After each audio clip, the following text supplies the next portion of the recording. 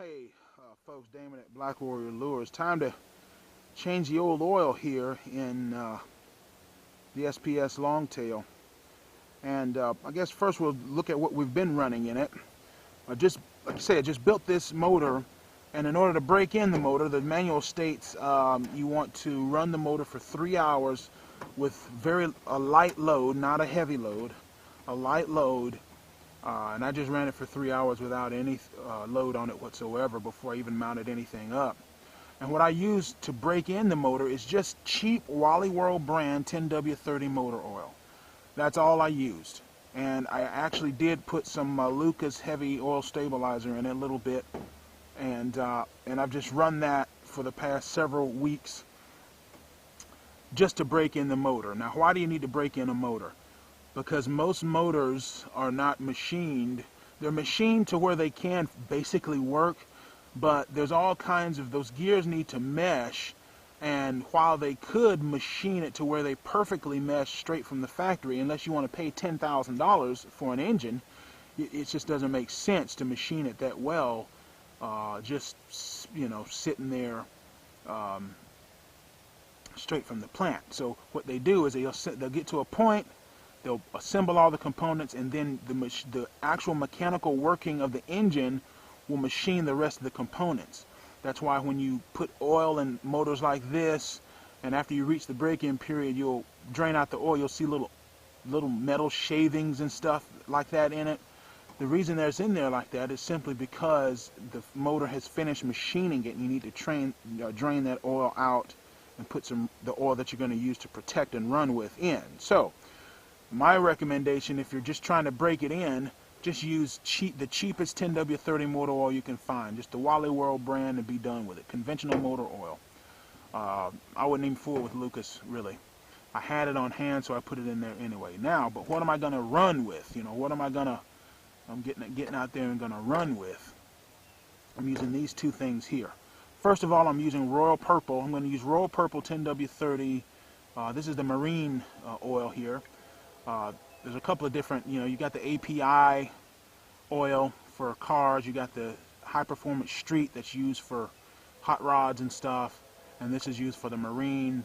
I think you can just use either of them. It doesn't really matter, I don't think. I didn't really want to use the API stuff because the API stuff, you know, the American Petroleum Institute has all these stipulations and stuff, and quite frankly, from what I've seen, the World Purple's, their own proprietary stuff is just better. So I just went with apparently what the difference between this and this, all oils are essentially the same base. They have the same base. About, you know, 75% of it is the same stuff. The conventional, even this, synthetic. Synthetic, they do something to the molecules to make them more uniform, and so they lubricate better.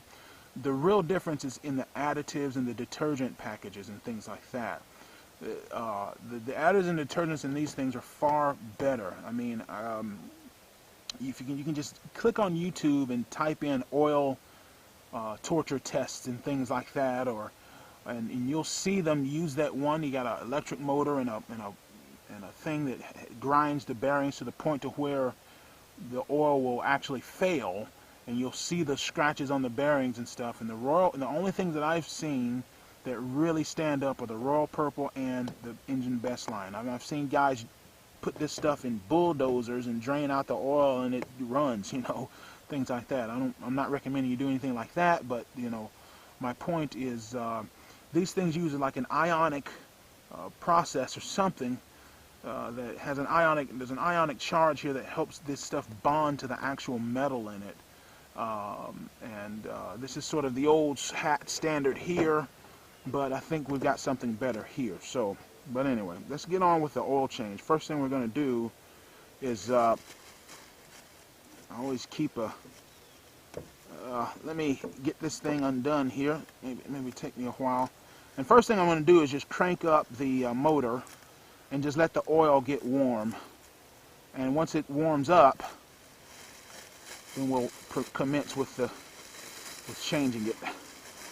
So here we are. Everything's good there. We don't have any gas in it, actually. We got to fuel it up.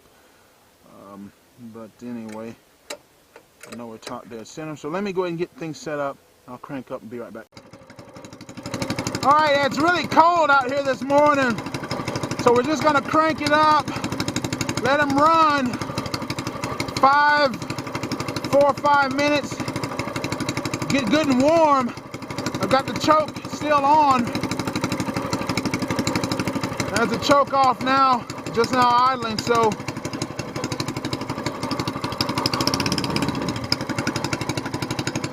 about 4 or 5 minutes of that, and we'll commence to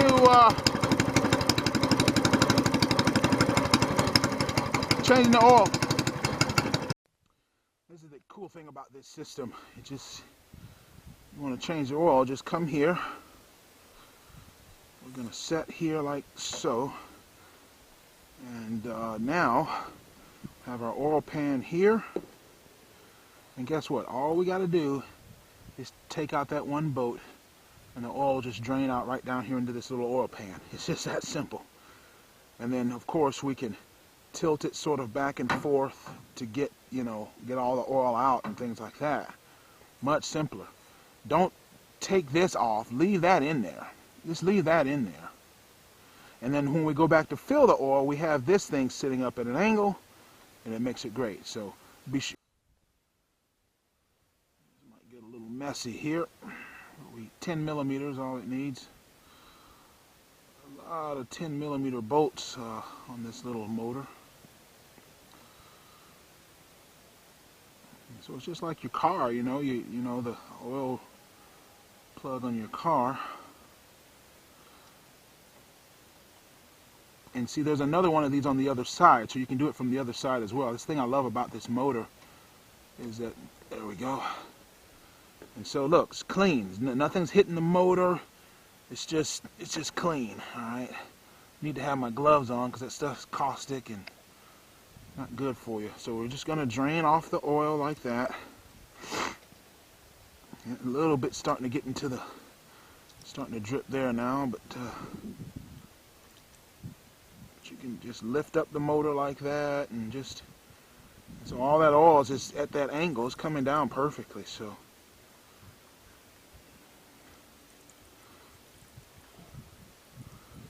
the oil still looks plenty good.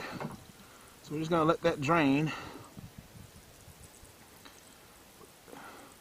and we'll come back when it's done. I'm just gonna wash the old hands here. I'll be back out. Looks like it's done already. And so that, see, or you can just pick it up and tilt it and do all kinds of things like that. Get all that oil out. And that way you got it sitting here, so you can see, picking it up, tilting it. It only holds like a quart. I mean, it only holds about a pint of oil, this little motor. And so there we go. All right, I'm gonna just sit there and let it drip for a little bit, and then we'll get the other oil in. Get you an old sock or rag or something, kind of clean it up a little. For the most part, it's pretty clean operation. And if it's, again, if it's real cold out, just let that motor warm up 4 or 5 minutes, and it'll drain on off well.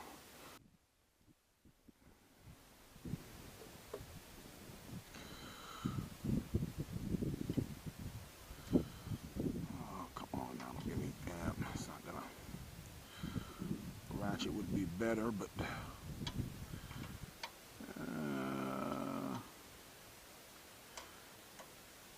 it'll get back in there. Just take some finger work. There we go. And just do that by hand until we get it back in. Once we do that, we will start the oil. Now, while I'm doing that, let's talk about the thing.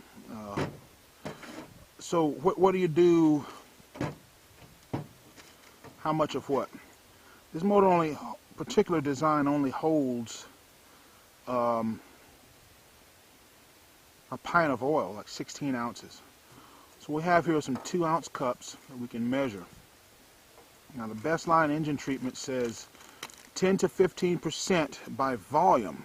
Initial oil change will appear to have extra. Okay, so 10 to 15%. So if 16 ounces is our thing, then 10 to 15% would be like 1.6 to like 2 ounces or something. 2 ounces would be like 12.5%.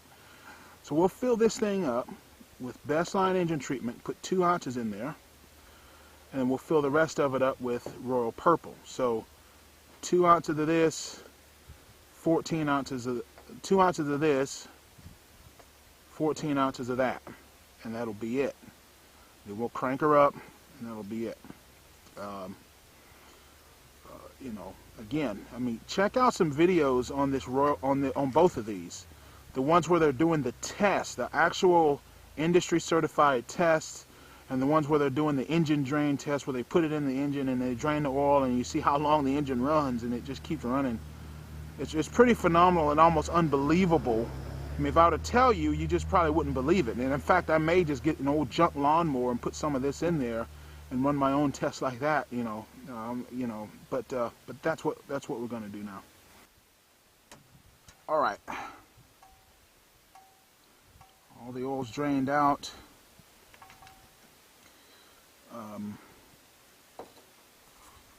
Paper filter. It'll even fit in there. Not really. And that the dang dumbest thing. I mean, it just barely fits, right? It fit in a car, but not there. It's funny. But anyway, the first thing we're going to do is we're going to put the BestLine additive in here. 2 ounces. 2 ounces in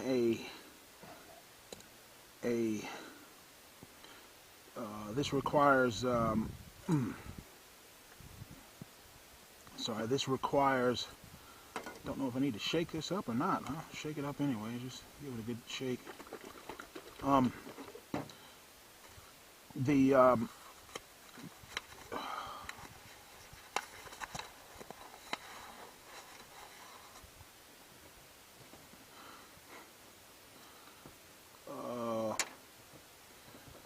So we're going to just, again, we're going to put 2 ounces here. 2 ounces is 12.5%. And the engine treatment here says use 10 to 15% in the engine. So we're going to go with a 12.5%, kind of split the difference there. It just sort of works out that way. 2 ounce cup. We're going to put that in. That's all we're going to put in there. I mean, it's all of this. Now you got to fill it, and we're going to fill the rest of it. Now we could fill the rest of it with our El Cheapo oil, but we're not. We're going to use some decent oil here because I want as dependable and reliable a motor as possible out there on the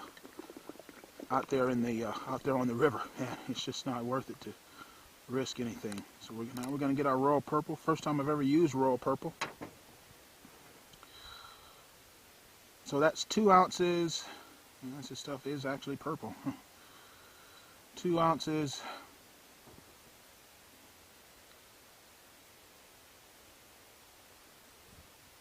It's 4 ounces.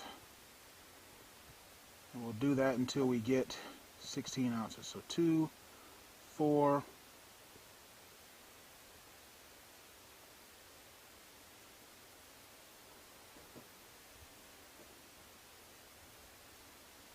Oh, come on. That makes 6.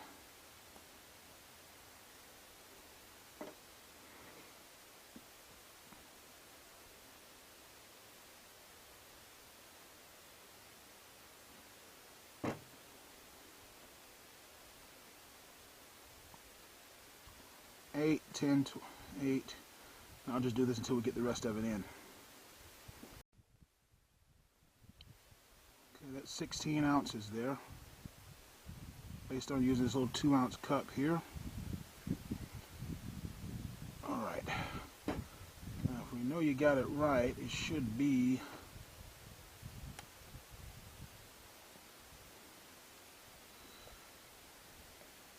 yeah, 16. So we put 2 ounces in there already. So what we're going to do is push her back level and see if that gets us a good feel of it. All right.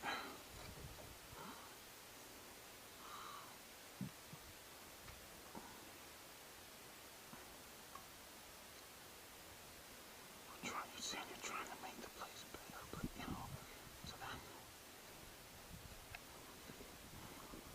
well, it's just that I can't do it.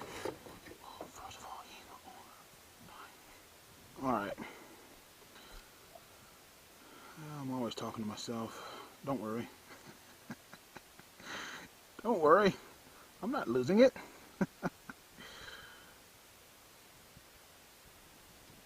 Oh yeah, it's full, baby. We got her going now. Alright, so we're going to have to clean this up here, get us some denatured alcohol, clean this all up. Alright, so the good thing is that it's not leaking. So just to be sure, check the check here and make sure it's not leaking. If it's not leaking, then you're good to go. Make sure this is all tight. Okay. Choke, fuel on. Kill switch armed. On. Top dead. Alright, we're going to fire her up. Now, since we just changed the oil, just going to just do this for a few times. Just pull it, let some of that oil mix up, and then we're going to fire it. Alright, here we go.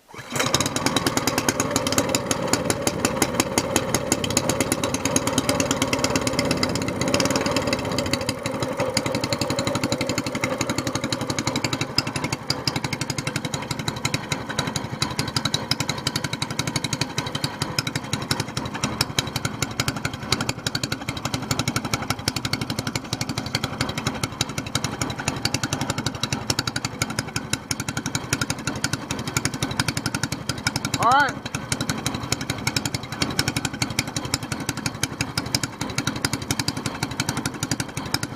That's 10W30 Royal Purple synthetic motor oil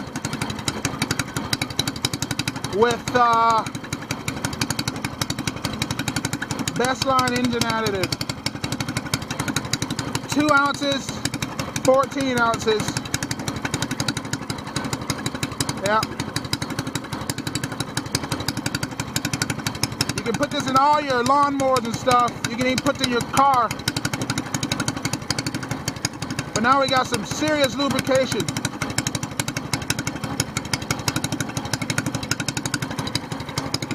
Alright, let's give it a run. Want to hear it?